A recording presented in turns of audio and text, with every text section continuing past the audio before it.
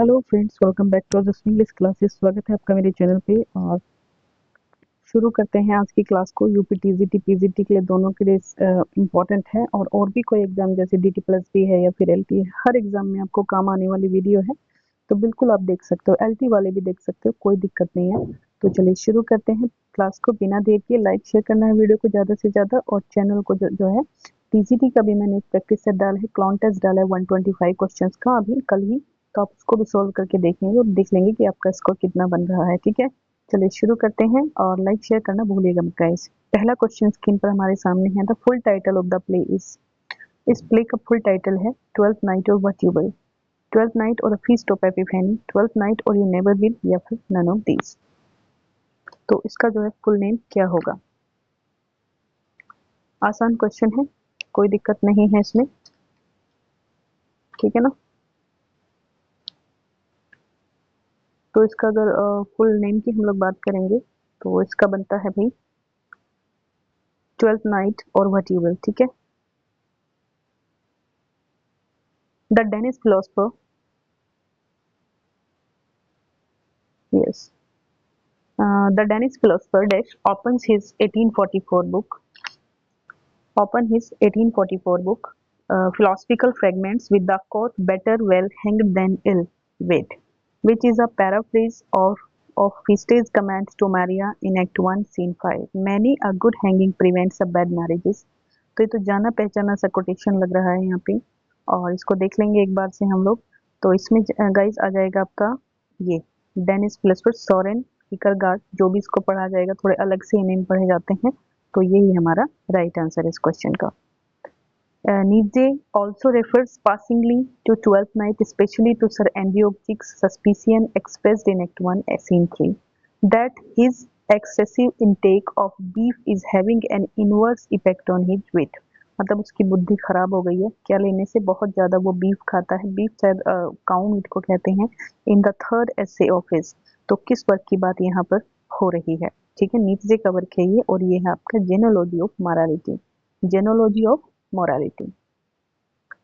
Which of Orlando's belongings does Oliver deliver to Ganymede?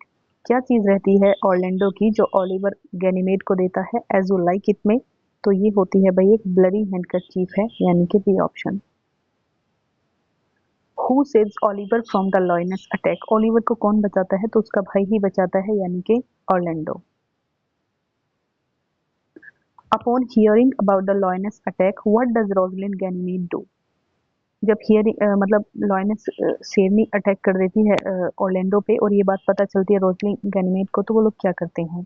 Run to Orlando, ये late Oliver, cry, या फिर फेंट? तो जो रोजलिन होती है यानी कि गैनीमेड होती है, वो बेहोश होकर गिर जाती है वहीं पर। Who is the youth that is in love with Audrey in as you like it? As you like it में ऑड्रे के प्रेम में कौन पड़ा हुआ रहता है? कौन होता है जो ऑड्रे के प्रेम में पड़ा रहता है? तो ये हो जाएगा आपका विलियम, यानी कि ये सी ऑप्शन है right answer. What does Oliver promise Orlando that he will do after Oliver marries Elena? What क्या प्रॉमिस करता है जो ऑलिवर ऑर्लैंडो से यदि उसकी शादी एलिना से हो जाती है? तो वो मतलब क्या करेगा, क्या प्रॉमिस करता है उससे? तो यहाँ पे आपका आंसर रहता है गिव ऑर्लैंडो द स्टेट। सारा का सारा जो उसका राज्य है वो ऑर्लैंडो को सौंप देगा। Ganymede promises to marry Phoebe the following day as long as what condition is made? Ganymede promise करती है to marry Phoebe, Phoebe से शादी करने की। Ganymede डोमिनेंट होती है वैसे, एज अ बॉय ये प्रॉमिस करता है Phoebe से the following day as long as what condition, किस कंडीशन पर? तो ये इस कंडीशन पे करता है सी इज फीमेल करेक्टर। ठीक है, कि सी ये हो जाएगा आपका, अच्छा अच्छा अच्छा अच्छा ठीक है, एक सेकेंड, ये हो जाएगा Ganymede मैरीज अ वुमन, है ना, Ganymede Mary's a woman. When Touchstone and Audrey encounter two of Duke Senior's pages, what does Touchstone request from them? तो as you like it में Touchstone है, तो Touchstone and Audrey encounter two of Duke Senior's pages. What does Touchstone request for them? तो जब वो मिलता है उन दोनों से, Touchstone से क्या रिक्वेस्ट करता है? तो रिक्वेस्ट करता है एक सॉन्ग के लिए। ठीक है, तो ये हमारा आंसर हो जाएगा डी।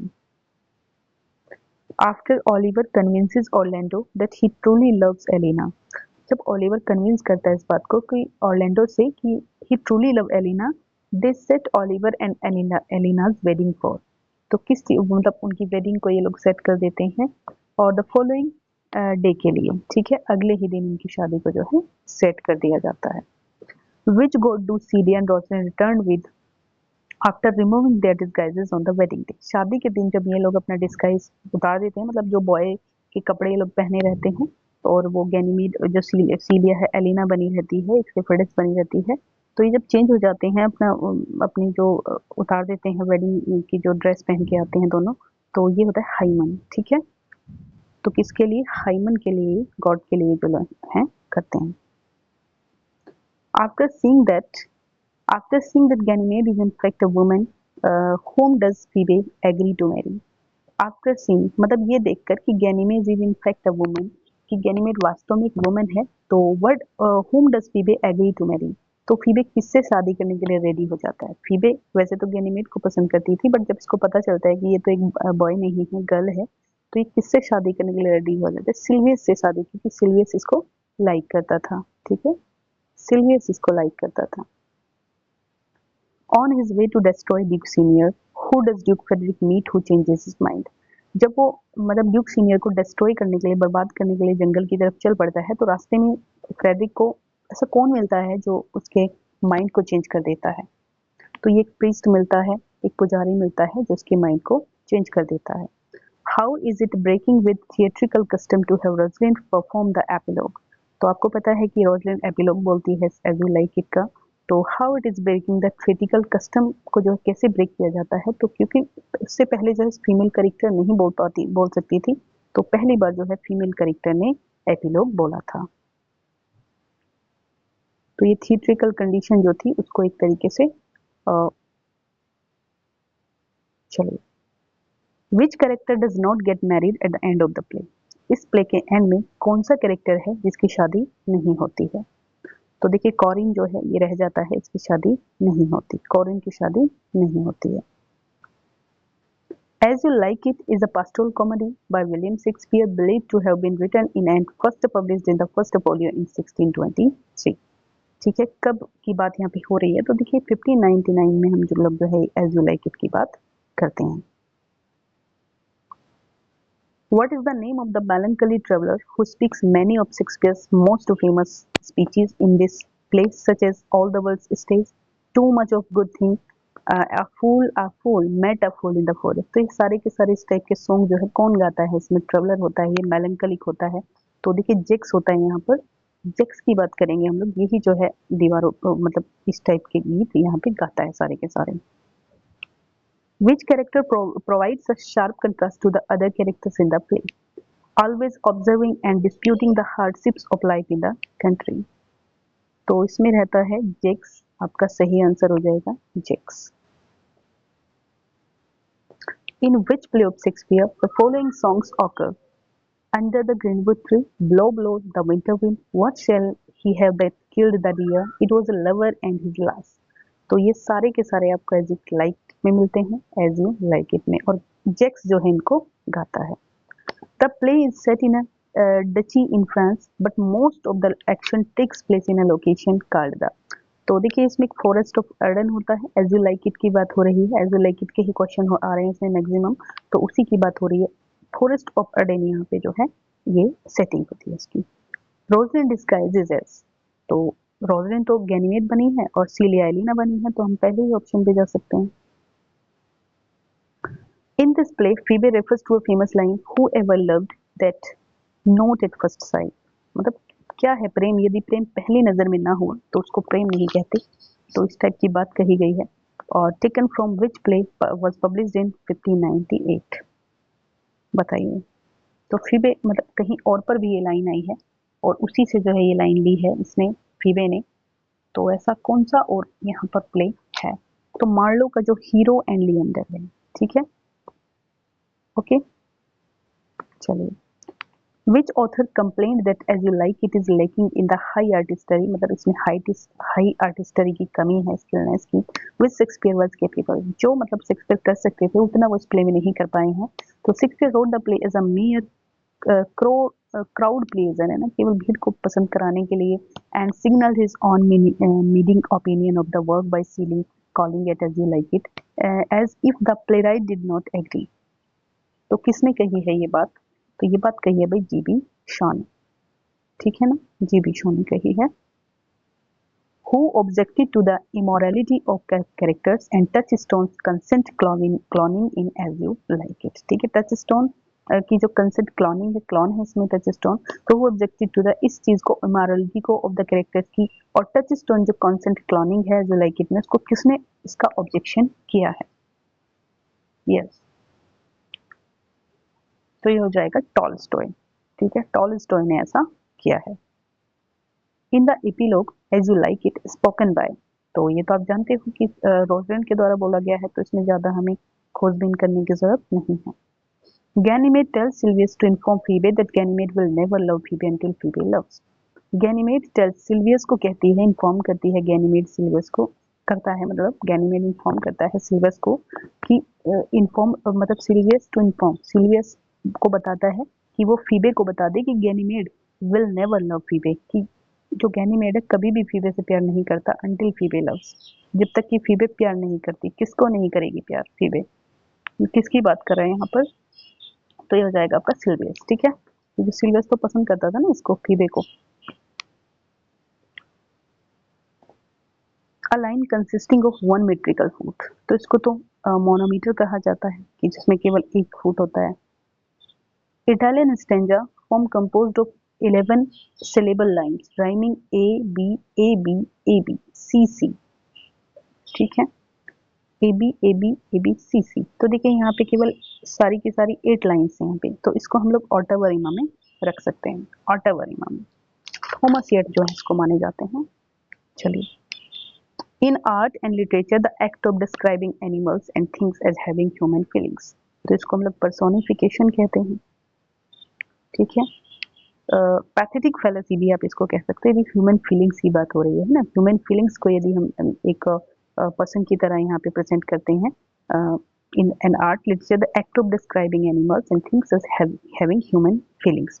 ठीक है, तो ये पैथेटिक फैलेसी में आप इसको रख सकते हैं. Who invented the term pathetic fallacy, तो रस्किन का था. ठीक है,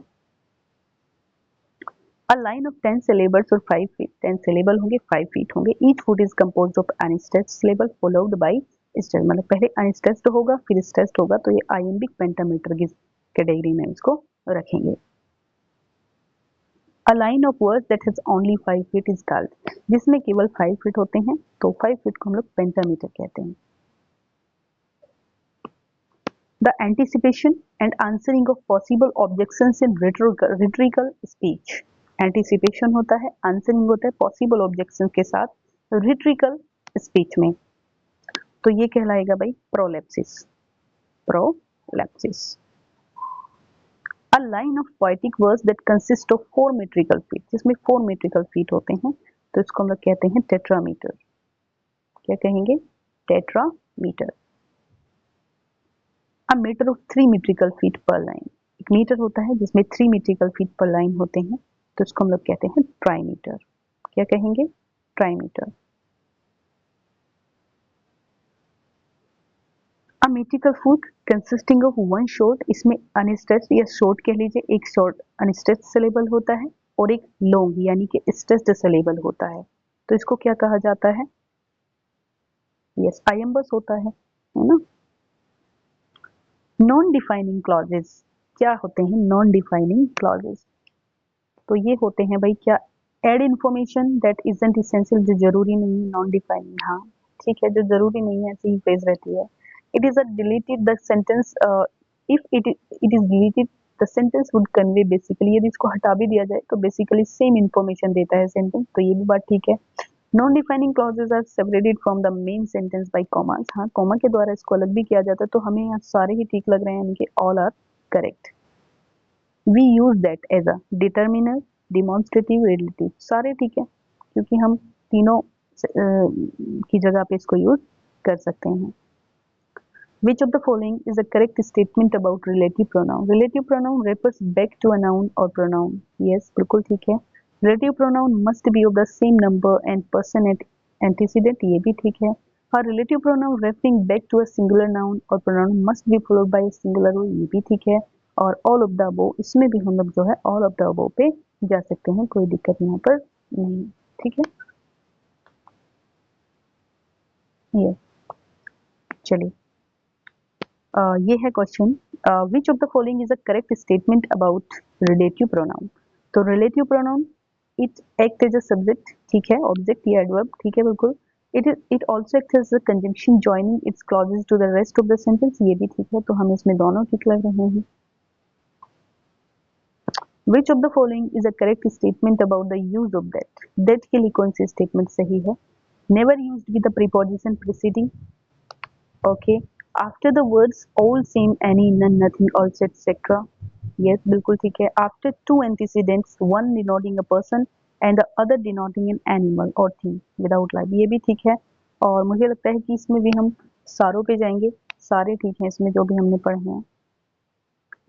अ ऑफ एंट्स, तो एंट्स का जो कलेक्टिव नाउन होता है वो स्वर्म होता है, इसके ग्रुप को हम स्वर्म कहते हैं। यस,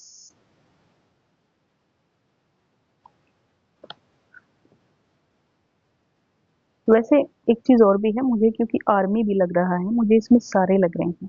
देखिए, जो आंट है ना, स्वेम भी कहते हैं, नेस्ट भी कहते हैं और आर्मी भी कहते हैं, तीनों यूज कर लेंगे हम यहाँ इसके लिए। आ ऑफ सिंगर्स, तो देखिए ये तो एक यस, सिंगर्स के लिए ग्रुप को हम क्या कहते हैं? ये आपका कॉर रहेगा, ये एक ही रहेगा, कॉर कहते हैं। आ ऑफ पार्टरीज, कवरी है, ग्रुप है, शेप है, तो पार्टीज के लिए आप लोग कवरी यूज करेंगे, ठीक है, कवरी यूज करेंगे पार्टीज के लिए, तो ये पहला ऑप्शन ठीक है इसमें। आ ऑफ फिश, तो एक्वेरियम है, सॉल है और पॉन्ड है, ग्रुप है, तो ये होता है सॉल। A of events, number, series, cluster या फिर बंच, तो इवेंट्स की तो सीरीज ही होगी, है ना, इवेंट्स की तो सीरीज ही होती है। Strange friend, past, present, and to be loved, deeply understood.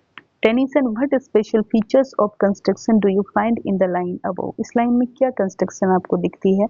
Strange friend, past, present, and to be loved, deeply understood. Yes. तो आई थिंक यहाँ पे हम लोग जा सकते हैं सी पे, ठीक है, ये होता है omission of a part of space. इसमें ओमिजन है, देखिए strange, friend, past, present, comma comma लग के चीजों को अलग किया गया है। Ask blank me tomorrow and you shall find me a grave man, तो आस्क तो के साथ तो फोर आता है, ask for me tomorrow. It is a translation arts poetica, ये आर्ट्स यहाँ पे आना चाहिए, ये यहाँ पे आना चाहिए, अब बताएंगे आप, होरेसिस आर्ट्स पोएटिका, ठीक, अच्छा ये पोएटिका पीछे आना चाहिए, ये जो पोएटिका है ये यहाँ आना चाहिए, तो it is a translation of ही होगा, हाँ यही होगा, तो ये हम लग जाएंगे ऑफ पे, है ना, ये ऑफ पे जा सकते हैं। My friend came all the way from Kathmandu to congratulate me, तो कॉन्ग्रेचुलेशन के साथ हम लोग जो है ऑन यूज करते हैं, कॉन्ग्रेचुलेशन के साथ ऑन यूज जो है बिल्कुल ठीक है।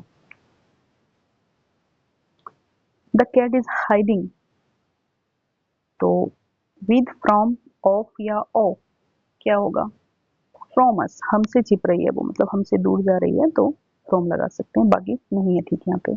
Silk worm feed mulberry tree, तो फीड के साथ अब लोग ऑन यूज करेंगे, डिपेंड, फीड ऑन होता है जो मतलब किसी दूसरे पे डिपेंड रह के, खाने पीने के ऊपर हम डिपेंड रहते हैं। A state of financial distress in which a person or business is unable to pay their debts, तो ये होता है इंसॉल्वेंट्री, है ना, इंसॉल्वेंट दिवालिया हो जाता है, इंसॉल्वेंसी दिवालियापन, तो इसमें जो है कोई भी अपना ऋण चुकाने में समर्थ नहीं होता है, डेटर। One who does good to one's fellow man, one who does good to one's fellow man, जो अच्छा करता है अपने फेलो मैन के लिए, तो ये हो जाएगा फिलेंथ्रोपिस्ट, तो डी वाला हमारा ठीक रहेगा, जो सभी के साथ अच्छा करते हैं। A name assumed by the writer और अ फॉल्स नेम, तो ये होता है सिडोनिम, जो एज्यूम किया जाता है किसी भी राइटर के द्वारा। तो यही थे 56 क्वेश्चन थे, काफी क्वेश्चन थे और अच्छे भी थे, और एज यू लाइक इट्स का तो काफी बहुत सारी चीजें आपको मिल गई हैं इसमें से, तो ये भी आपके लिए एक प्लस पॉइंट है इस वीडियो में। तो अब हम लोग जो लोग हाँ जो हैं मिलेंगे नेक्स्ट वीडियो में, तब तक के लिए आप लोग पढ़ते रहिए अच्छे से और पढ़ते रहिए बस, ठीक है। चलिए बाय बाय, टेक केयर।